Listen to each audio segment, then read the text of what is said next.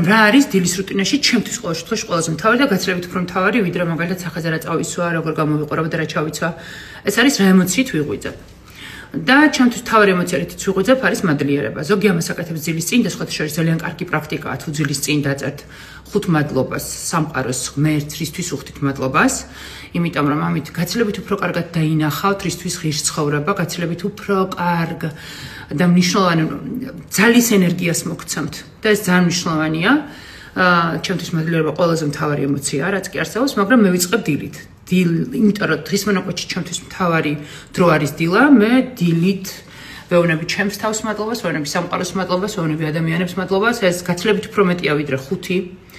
და სხვათა შორის ასევე ძალიან კარგი პრაქტიკაა თუ ნახავთ YouTube-ში მადლიერების ვიდეოებს და მოусმენთ. შეიძლება იოგას აკეთებდეთ, გაწალვებს აკეთებდეთ და უბრალოდ გესმოდეთ სამყარო რამდენი რამის მადლიერი უნდა იყოს სამყარო. ეს გაზიარება არის ყველაზე მნიშვნელოვანი და არის იმ ადამიანებისთვის, რომლებსაც გაქვთ დილის ფოთოები, მე ვიცი ეს რა ჯოჯოხეთია და იცოდეთ რომ, როდესაც ადამიანის ცხოვრებაში მაღალი ძაბვა მოდის, თუნდაც სიხარული ან თუნდაც რაღაც გადაღლა, ან თუნდაც წყენასევ და იცოდეთ რომ დილის ფოთოაც იქვეა. ეს ძალიან ნორმალური ამბავია. ჩვენი პირველი მტერი არის ტელეფონი, ანუ ჩვენ ვისაც დილის ფოთოები გვაქვს ხოლმე პერიოდულად, პირველი რაც არ უნდა გავაკეთოთ, ეს არის რომ ტელეფონი ხელში არ უნდა ავიღოთ. ასევე მე მაქვს ჩემი ხელსაწყოები. პირველი ნუ მზის აბაზანები იცით რომ არის ძალიან მნიშვნელოვანი, მაგრამ და ბუნებასთან კონტაქტი, მაგრამ ამის საშუალება ყველას არ აქვს. შესაბამისად, ჩემ თავარი ხელსაწყო ამ დროს რაც მე ძალიან მშველის არის ლოცვა. ლოცვის აპლიკაცია მაქვს ჩამოწერილი და მე ვიცი რომ თუ დილად ჩემ დილაში არის ფოთი, მაშინ ვკითხულობ გარდაცვლილი დედისთვის ლოცვას, რაც ძალიან მეხმარება. არ არსებობს რომ თქვენ არ ნახოთ ლოცვებში რაღაც ისეთი კონკრეტული და ძალიან მნიშვნელოვანი, რომელიც გაგრძნობინებთ რომ სამყაროსთან და ღმერთთან ენერგიას ცვლით. და ეს არის ძალიან მნიშვნელოვანი დაჯერება, რომელიც ფოთვებს დაგამარცხებინებთ და არ აქვს მნიშვნელობა რელიგიურ კუთვნილებას. ნებისმიერ შემთხვევაში შეგიძლიათ ასევე მინდა სხვა ხელსაწყოები გაგიზიაროთ დილის ფოთვებთან დაკავშირებით.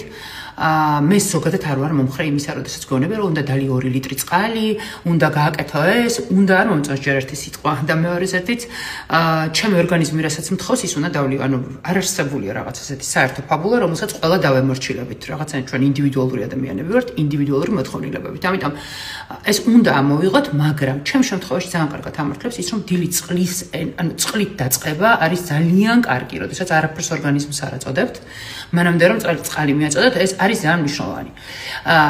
იოგა, რომლის აპლიკაციაც მაქვს ჩამოწერილი და სახლიდან გასვლა არ მჭირდება, ძალიან მეხმარება ასევე. და მესამე, ფოკუსირდით ვიზუალურად რაღაც ძალიან სიცოცხლის მომცემზე. აი მაგალითად არსებობს ესეთი გამოცდილება, რომ ადამიანები უყურებენ ცას. ადამიანები, ანუ ენერგიაში, ნათელი ენერგიაში ყავთ თავის ორგანიზმში, უყურებენ ცას და მზეს. ესეც ძალიან კარგად მუშაობს. ძალიან ბევრი შეტყობინება მომივიდა, შეკითხვით სად ვყიდულობ ჩემს წინ რუტინებს, დილა საღამო რას დავდე პირველი 2 სტორი. PSP-ა, ორივე PSP-ა მეგობრებო, ჩემი დილის რუტინას და საღამოს რუტინას PSP-ა და შემდეგზე ამ შეცდომას აღარ გავიმეორებ და ყოველთვის, როდესაც რაღაცას გაგიზიარებთ, იქვე მივუთითებ ყიდვის ადგილსაც. ბედნიერ დღეს გისურვებთ.